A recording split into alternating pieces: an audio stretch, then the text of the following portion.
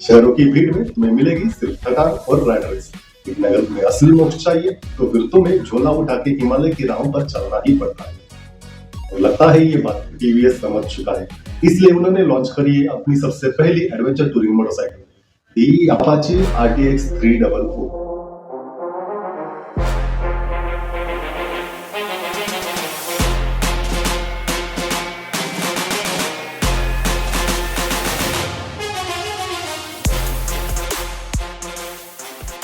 तो दोस्तों, आप ये जानते हैं टीवीएस की ये पहली एडवेंचर टूरर मोटरसाइकिल है, लेकिन सवाल ये है आखिर इसकी जरूरत क्यों पड़ी। चलिए देखते हैं मकसद मशीन। इंडिया के रोड्स की हालत आप सबको पता है, कभी स्मूथ हाईवेज तो कभी गड्ढों से भरी लंबी ट्रेल। ऐसे में कोई ब्रांड अगर प्योर ऑफ रोडिंग मशीन भी लॉन्च कर दे तब भी कम ही लगेगा, लेकिन फिलहाल राइडर्स के लिए सबसे प्रैक्टिकल सोल्यूशन है एडवेंचर टूरर मोटरसाइकिल, जो हाईवे पर कंफर्टेबल हो और ऑफ रोड कैपेबल भी। और इसी वजह से आजकल आपको एडवेंचर टूरिंग मोटरसाइकिल्स काफी ट्रेंडिंग में भी दिखेगी। हीरो मोटो को अपनी एक्सपल्स के साथ में इस सेगमेंट में जबरदस्त पकड़ बना रखी है। केटीएम भी अपनी एडवेंचर 250 के साथ इस सेगमेंट में मजबूती से खड़ा है। रॉयल एनफील्ड भी अपनी हिमालयन के साथ काफी अच्छा परफॉर्म कर रहा है और उसके पीछे सुजुकी, होंडा, एसडी जैसे ब्रांड्स भी अपनी पोजीशनिंग सेट कर चुके हैं। और अब बात करें टीवीएस की, तो टीवीएस भी इस दौड़ में उतर चुका है अपनी अपाचे RTX 300 के साथ। तो ये क्लैश अब देखने को काफी मजेदार होने वाला है।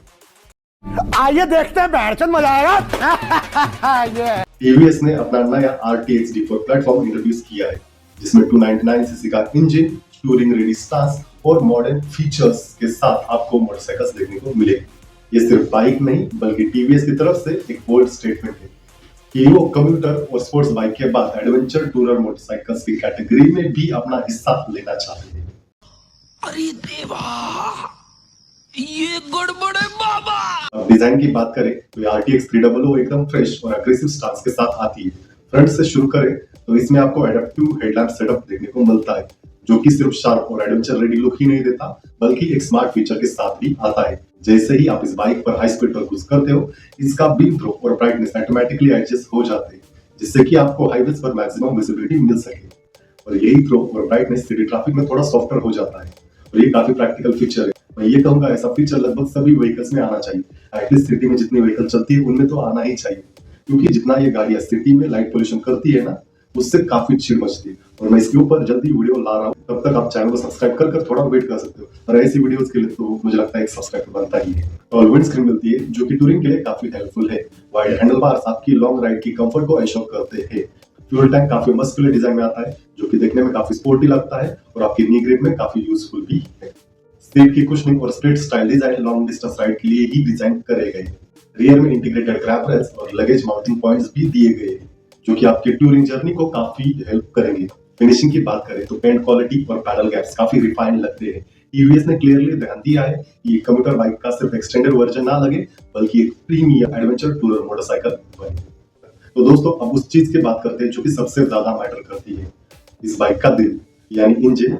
तो इस अपाचे RTX 300 में आपको मिलता है 299 सीसी का single cylinder liquid cool DOSC engine, जो कि प्रोड्यूस करता है लगभग 36 PS पावर और 28.5 न्यूटन मैक्स टॉर्क ये जनरेट करता है।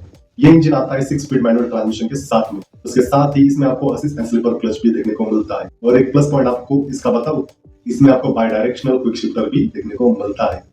तो हुआ ना डबल धमाका। चाहे आप डाउन शिफ्ट करो या फिर अप शिफ्ट, क्लच दबाओ या फिर मत दबाओ, आप क्लच दबाकर भी डाउन शिफ्ट करोगे तब भी आपको झटका नहीं लगने वाला। तो काफी यूजफुल और लाइफ सेविंग फीचर मैं इससे कह सकता हूँ। इसकी गारंटी मैं नहीं दे सकता।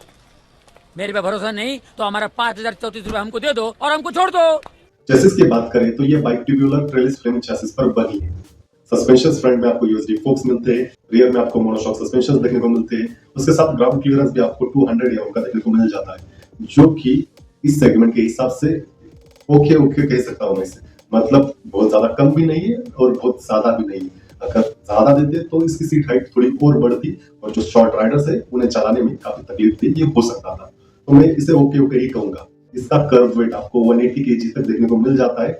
ब्रेकिंग सेटअप भी इस बाइक में आपको काफी सॉलिड देखने को मिलता है। ड्यूअल डिस्क ब्रेक के साथ में ये बाइक आती है, जिसमें आपको फ्रंट में 300 mm की फ्रंट साइड डिस्क देखने को मिल जाती है विद रेडियल माउंटिंग कैलिपर्स, और रियर में आपको 240 mm की रियर साइड डिस्क देखने को मिल जाती है। ये बाइक ड्यूल चैनल एबीएस के साथ भी आपको देखने को मिल जाती है, जो कि रैली मोड में स्विचेबल है। मतलब कंट्रोल और सेफ्टी दोनों का कॉम्बो आपको इसमें मिलता है। टायर्स एंड व्हील्स की बात करें तो फ्रंट में आपको 19 इंच और रियर में आपको 17 इंचेस का व्हील देखने को मिल जाता है, जो कि अलॉय व्हील्स है। और टायर्स आपको इसके ऊपर ब्लॉक पैटर्न टायर्स देखने को मिल जाते हैं, जो कि ड्यूल पर्पस माने जाते हैं। लेकिन जिस तरह से इसके रिव्यूज आ रहे हैं, अगर आप इस बाइक को लेते हो तो आपको सबसे पहला काम जो करना है वो ये टायर बदलवाना है। मतलब आप अपने हिसाब से देख लेना। फ्यूल टैंक आपको इसमें 12.5 लीटर का देखने को मिल जाता है और जैसे मैंने कहा काफी मस्कुलर लुक के साथ ही आता है और ये काफी डिसेंट रेंज भी आपको प्रोवाइड करता है, लगभग 300 टू 350 किलोमीटर की। अब ये टोटली डिपेंड करता है आपकी राइडिंग स्टाइल के ऊपर। आप जितना इस बाइक से माइलेज निकाल सकते हो उसके अकॉर्डिंग आपको इसकी रेंज देखने को मिलेगी। और आप बात करें फीचर्स की तो RTX 300 लोडेड है मॉडर्न फीचर्स के साथ। इसमें आपको मिलता है एडेप्टिव LED हेडलैम्प, जैसे मैंने आपको पहले ही बता दिया है। ये अपने आप एडजस्ट हो जाता है जैसे इसकी नीड होती है। LED DRLs, LED indicators, EFT instrument console, उसमें भी आपको काफी सारे फीचर्स देखने को मिल जाते हैं, जैसे कि जो नॉर्मल है स्पीडो, ऑडो, टैको, ये तो मिलने ही वाले, लेकिन उसके साथ साथ आपको इसमें मिरर गूगल मैप का सपोर्ट भी देखने को मिलेगा, जो कि रियल टाइम में इस इंस्ट्रूमेंट कंसोल में आपको गाइड कर सकता है। उसके साथ आपको राइड एनालिटिक्स जैसा फीचर भी देखने को मिल जाता है और आपको TVS की एक डेडिकेटेड ऐप भी आपके स्मार्टफोन में मिल जाती है, जिसके ऊपर आपको आपकी बाइक की सभी जानकारी मिलेगी, जो कि अर्बन, रेन, स्पोर्ट और ऑफ रोड, ये 4 राइडिंग मोड्स आपको इस बाइक में भी देखने को मिलने वाले हैं, जो कि लगभग TVS की हर मोटरसाइकिल में आते हैं। मेरे ख्याल से वो रेडियो में आते हैं क्या, उसमें भी TVS ने डाला होगा। ट्रैक्शन कंट्रोल, क्रूज कंट्रोल, ये फीचर भी आपको इस RTX 300 में देखने को मिलने वाला है। तो फीचर्स के मामले में अगर आप क्यूरियस हो तो डेफिनेटली आपको TVS की कौन सी भी बाइक ले सकते हो। मतलब जितने फीचर्स TVS देता है उतने जो हाई एंड ब्रांड्स है वो भी प्रोवाइड नहीं करते। तो दोस्तों अब बात करते हैं इसके वेरिएंट्स और उनके प्राइसिंग की। तो आप ये बात जानते हैं हर राइडर का बजट, उसका पर्सपेक्टिव और उसकी नीड अलग होती है। तो ये सबको ध्यान में रखकर TVS ने इस RTX 300 में आपको 3 वेरिएंट दिए। पहला वेरिएंट जो कि बेस वेरिएंट है, इसकी प्राइस शुरू होती है 1.99 लाख से, जो कि एक शोरूम प्राइस है। बेस वेरिएंट की बात करूं तो बेस वेरिएंट में आपको एक सॉलिड एडवेंचर टूरर मोटरसाइकिल देखने को मिलेगी। मतलब ज्यादा कुछ लफड़ा ही नहीं है इसमें, एक सिंपल एडवेंचर मोटरसाइकिल। मतलब क्विक शिफ्टर नहीं है, एडजस्टेबल सस्पेंशंस ये भी नहीं है, राइडिंग मोड्स वो भी नहीं है, एक सिंपल एडवेंचर मोटरसाइकिल। ये बात आप ध्यान में रखकर चलिए। अगर आप थोड़ा टेक सैवी हो तो फिर आपको जाना चाहिए टॉप वेरिएंट की तरफ। इसकी प्राइस शुरू होती है 2.14 लाख से। इसमें TVS ने सभी मसाला डालकर इसे रेडी करा है। By directional quick shifter, adjustable suspension, 4 riding modes, ऐसे फीचर्स आपको इस टॉप वेरिएंट में देखने को मिलते हैं। और थर्ड वेरिएंट आता है वो BTO वेरिएंट है। इसके ऊपर आपको आफ्टर मार्केट कोई काम करने की जरूरत ही नहीं है, आप इसे अपने अकॉर्डिंग कस्टमाइज कर सकते हो। दैट्स व्हाई इसे BTO वेरिएंट कहा गया है। Colour, seat, accessories, brass coated, chain, मतलब आप जितना आपको पता है आप इससे कस्टमाइज कर कर अपने अकॉर्डिंग मॉडिफाई कर सकते हो। इसे कहा गया है BTO वेरिएंट और इसकी प्राइस शुरू होती है 2.19 लाख से, जो कि बढ़ती ही जाएगी जितना आप इसे कस्टमाइज करोगे। और ये जो सभी मैंने प्राइसिंग बताई है ये एक शोरूम डेली बेस्ट प्राइसेस है। अब दोस्तों प्राइसिंग की बात करूं तो TVS ने RTX 300 को काफी अग्रेसिवली पोजीशन करा है।